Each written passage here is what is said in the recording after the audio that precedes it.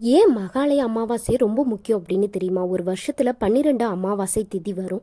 நம்ம முன்னோர்கள் பித்ருலோகம் அப்படின்னு சொல்லக்கூடிய தென்புலத்துல இருப்பாங்க. ஒவ்வொரு அமாவாசைக்கும் தர்ப்பணம் மூலம் அளிக்கும் நீரினை ஏற்று திருப்தி அடைவாங்களாம்.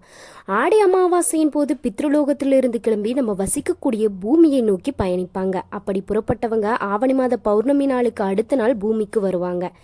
அடுத்த 15 நாட்களும் அவங்க நம்மளோடு பூமியிலேயே தங்கியிருந்து நம்ம அளிக்கும் நீரையும் உணவையும் ஏற்றுக்கொண்டு திருப்தியாகி மகாலய அமாவாசை முடிந்ததும் திரும்பவுமே பித்ருலோகத்துக்கு செல்லுவாங்களாம்.